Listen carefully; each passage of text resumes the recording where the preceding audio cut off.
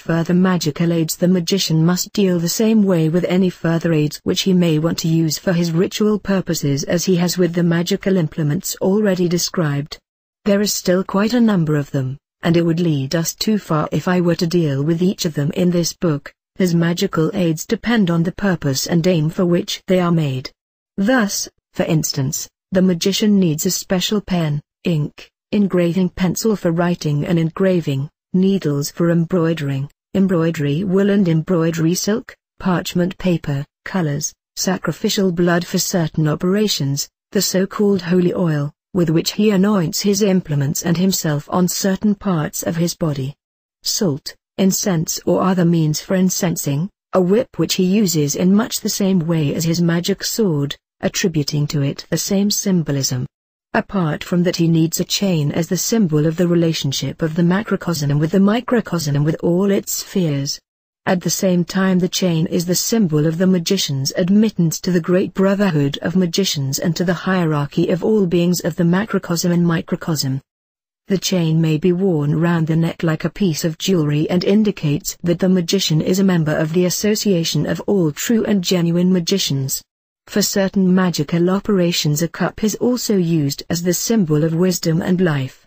During certain magical operations, the magician gets his holy meal, his Eucharist, the Holy Communion, out of this cup. A cup filled with wine is used to charge the wine with the divine power similar to the Holy Communion of Christians. The charging of the cup is to be carried out in such a way that the magician transforms himself into a deity, then blesses the wine, thus transforming it into the divine blood, wisdom, power, life.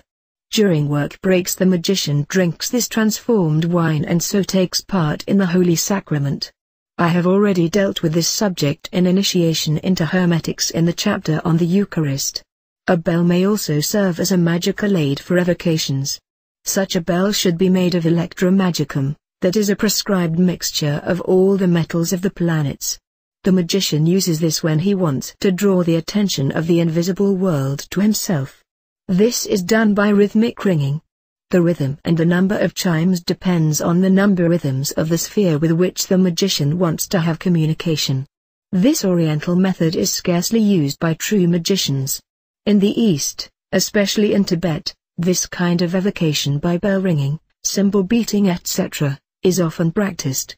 I have already mentioned that all these implements must be new and never used for any other purpose except the one to which they are dedicated.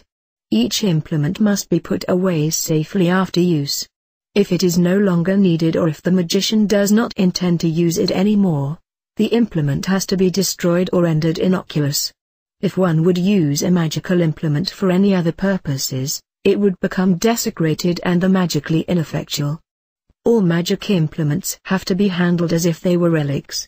The more carefully the magician handles his magical implements, the greater will be their magical power and effect.